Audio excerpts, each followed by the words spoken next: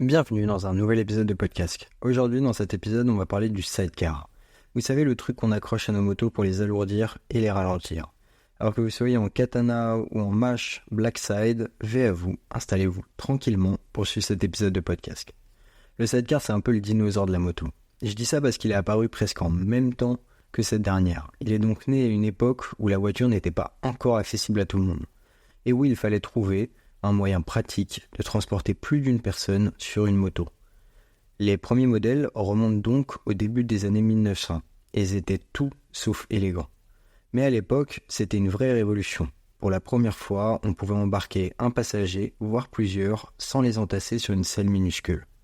Et d'ailleurs, en Europe, le sidecar a rapidement gagné en popularité. Durant la Première Guerre mondiale, il est devenu un outil stratégique pour les armées, qu'il utilisait pour transporter des soldats ou du matériel sur le front.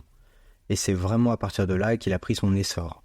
Les grandes marques de motos comme Harley-Davidson, BMW ou encore Royal Enfield se sont mises à produire des sidecars robustes et fonctionnels.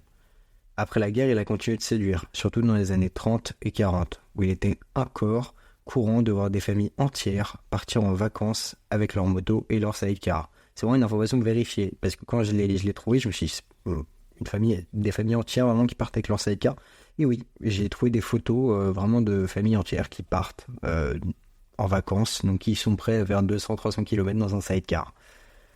Mais alors, pourquoi cet intérêt ? Aujourd'hui, le sidecar a perdu un peu d'intérêt avec l'arrivée des voitures modernes et des motos de plus en plus performantes. Mais il continue de séduire les puristes et ceux qui cherchent une alternative un peu décalée aux motos classiques. Parce que le sidecar, c'est un peu une question de style de vie. On ne choisit pas d'en avoir un pour aller plus vite ou pour gagner en maniabilité, bien au contraire. Le sidecar, c'est un peu un art de rouler autrement et de vivre la moto autrement, de prendre son temps, d'apprécier le voyage autant, voire plus que la destination. Et puis il y a aussi un vrai côté pratique. On peut transporter des enfants, des animaux ou même faire ses courses. Et ça, sans risquer de déséquilibrer la moto. C'est un peu l'ancêtre du break familial, mais en version moto. En plus, c'est un excellent moyen de partager sa passion pour la moto avec un sac de sable qui ne se sent pas à l'aise à l'idée de s'installer en passager classique. Après, c'est aussi perdre, selon moi, une partie du plaisir d'être à moto. En vrai, c'est quand même un super compromis pour ne jamais avoir l'hérésie de prendre la voiture. Mais le sidecar, c'est aussi de la compétition. Parce qu'on n'y pense jamais, mais il y a bien l'aspect sportif du sidecar. Oui, vous avez bien entendu, il existe des compétitions de sidecar. Et c'est plus spectaculaire que l'on peut y croire. Les courses de sidecar sont très différentes des courses de moto classiques. Ici, ce n'est pas seulement le pilote qui compte, mais aussi le singe, c'est-à-dire le passager, qui se déplace dans tous les sens pour équilibrer le sidecar dans les virages. Et c'est un vrai travail d'équipe, et avoir une bonne moto ou un bon pilote ne fait pas tout. Il faut surtout une bonne cohésion entre le pilote et son singe. Cette phrase a quand même aucun sens. Mais le singe est hyper important dans la conduite d'un sidecar.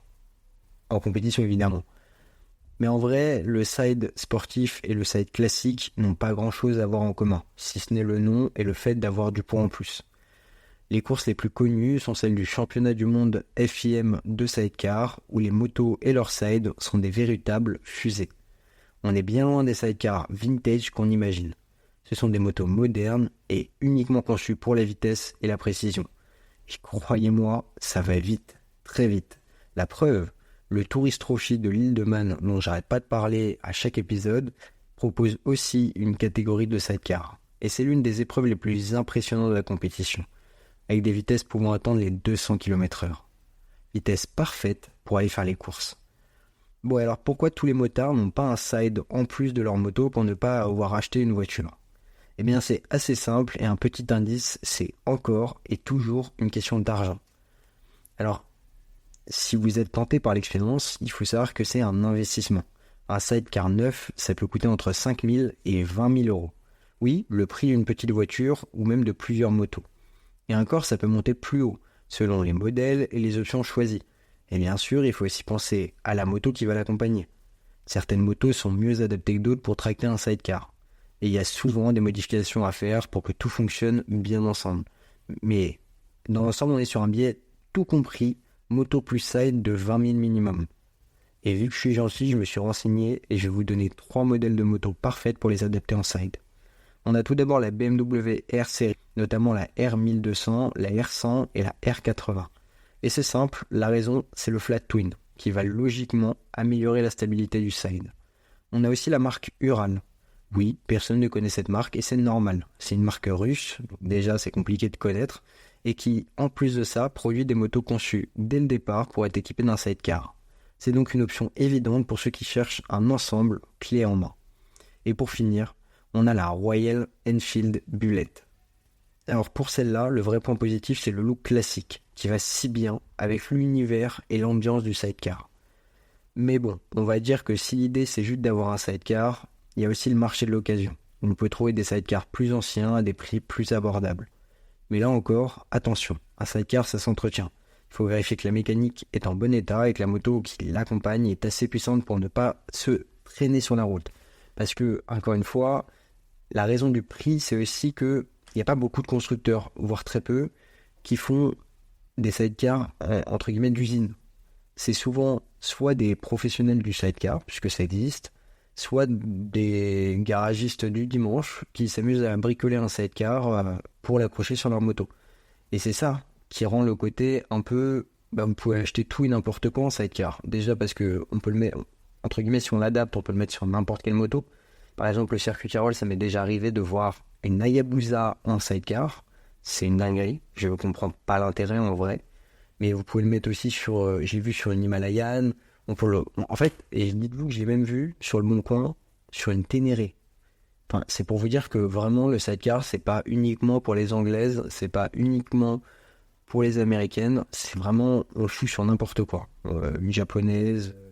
Et même, je crois, il y avait une photo qui avait tourné à une époque d'une Vogue 100. Pour vous dire la rareté déjà d'une Vogue 100, qui plus est avec un sidecar. Donc, en gros, vous pouvez acheter n'importe quelle moto et le foutre un sidecar. C'est complètement possible. Juste, il y a des motos qui n'ont pas vraiment de pêche. Donc, rajouter du poids par-dessus, ça va vraiment juste vous rendre un truc tout lent, compliqué à diriger, où vraiment, je pense qu'on peut prendre que peu de plaisir. Alors, je dis pas que le plaisir réside dans la vitesse, mais on peut pas prendre vraiment de plaisir puisque la moto n'est pas du tout fait pour. En fait, aucune moto est réellement fait pour, à part les Ural et les motos sidecar, comme la Mash dont j'ai parlé au début de l'épisode, qui sortent d'usine en sidecar, donc qui sont étudiés pour en être un. Donc vraiment, je le répète, mais il faut faire très attention quand on décide d'acheter un sidecar, en tout cas d'occasion. Parce que ça peut être fait à la main, donc ça veut dire que ça peut être bien fait, comme ça peut être très mal fait. Et on peut, après quelques kilomètres, se rendre compte que les accroches sont mal fixées, que juste la direction elle fonctionne pas bien, ou plein d'autres problèmes. Et au-delà de ça, pour le prix qu'on l'aura payé, ça fait un peu mal. Surtout quand je vois que la Ténéré dont je vous parlais avant, avec un sidecar, bon en même temps, elle c'est un cas un peu spécial, je comprends pas l'intérêt du tout. Bah ça fait des mois et des mois qu'elle est sur le bon coin, il y a personne qui veut l'acheter parce que qui va mettre 19 000 € dans un sidecar Ténéré? Personne. Enfin, on est sur des sommes, on a une très très bonne moto neuve pour ce prix-là. C'est inconcevable de mettre ça dans une Ténéré d'occasion avec un sidecar. Enfin bref, on s'est compris. Mais j'aimerais aussi rajouter que le sidecar revient quand même en force. Parce que certes, on l'a délaissé depuis que les gens ont les moyens de s'acheter une voiture, tout simplement. Mais ça a fait un petit effet de mode d'ancien temps, le sidecar.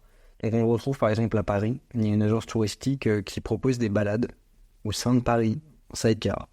Alors, l'idée est pas mauvaise, et ça fonctionne très bien d'ailleurs. Mais dans les faits, je ne comprends pas bien le principe, puisque le sidecar, c'est un peu le mélange entre une voiture et une moto. Au sens que on a que les désavantages de l'un ou de l'autre. C'est-à-dire que, à part quand c'est un sidecar fermé, mais dans l'idée, un sidecar, c'est ouvert. Donc, on profite de la pluie, comme un motard. On profite du vent, comme un motard. On profite du froid, comme un motard. Mais par contre, on ne peut pas faire d'interfile, comme un motard. On n'a pas de puissance. C'est très très rare d'avoir un sidecar qui, à part les sidecars de compétition évidemment, mais non, en tout cas sur la route, un sidecar ça va pas vite, pas du tout. Donc on a quasiment que des désavantages pour tout, selon moi. Mais il n'empêche que, en tout cas, je pourrais en acheter un juste parce que vraiment il y a quelque chose qui se dégage, il y a une espèce d'art de vivre, entre guillemets, qui se dégage du sidecar, qui est quand même assez dingue, je trouve. Puis ça doit être un plaisir un peu particulier, mais très agréable aussi, que de voyager en sidecar. La personne dans le panier doit bien kiffer un peu. Et puis, c'est un peu dommage, parce que ça arrive en même temps que la moto, le sidecar, quasiment à quelques années près. Et pourtant, aujourd'hui, on n'en voit quasiment plus. Et vraiment, c'est une mode qui s'est perdue il y a très longtemps et qui revient un peu à la mode, mais c'est pas non plus flagrant. Enfin, très peu de gens achètent des sidecars. Et encore une fois, je pense que le prix est vraiment un argument contre le sidecar, fois 15 000. Bref, voilà la fin de l'épisode. Alors, avant de faire mon outro habituel, je sais pas si vous avez remarqué, mais nous sommes donc au 52e épisode. Et il y a combien de semaines dans un an? Il y en a 52. Donc ça fait officiellement un an que je sors un épisode par semaine. Donc je suis très content d'avoir réussi à tenir ce rythme pendant un an, sans aucune interruption, hein. Malade, en vacances, que vous voulez, j'ai toujours été au rendez-vous. Donc rien que pour ça déjà je suis très content. Et puis je vous remercie en fait de me suivre, parce que certains me suivent depuis l'épisode 1 ou 2. Alors vous devez voir une évolution de dingue, déjà dans ma façon de parler, et puis juste dans la confiance que je prends à l'oral, parce qu'au début c'était pas fameux. Après je vous inviterai toujours à aller écouter les premiers épisodes pour vous faire votre propre avis, mais dans les faits c'était pas fou. C'était pas les meilleurs épisodes, sont pas les premiers, vraiment. C'était très court, ils étaient forcément un peu moins bien écrits, plusieurs répétitions, j'étais moins à l'aise. Bref, du coup je suis trop content, voilà, ça fait un an. Donc la saison 1, entre guillemets, se termine avec cet épisode-là. Et je vous ferai donc un épisode, peut-être pas la semaine prochaine, peut-être pas dans 2 semaines, mais assez rapidement en tout cas pour vous expliquer la suite, en fait, donc la deuxième saison, entre guillemets. Je vous réserve des surprises. Voilà, il y a un projet, il y a quelque chose, il y a du nouveau qui arrive. Le format va un peu changer. Ça va toujours être le podcast, là-dessus on est d'accord, hein, mais entre guillemets la récurrence va un peu changer et le type d'épisode va un peu changer également. Bref, je vous en dis pas plus, je vous laisse réfléchir, je vous en parle dans un prochain épisode. Voilà. Donc, plus que jamais, merci beaucoup d'avoir suivi cet épisode de podcast. J'espère profondément qu'il vous aura plu. N'hésitez pas à vous abonner et à partager l'émission si elle vous plaît. Et sinon, me faire part de vos critiques ou même de sujets dont vous aimeriez que je traite. Je vous souhaite à tous et à toutes une très bonne route et surtout, veillez à vous.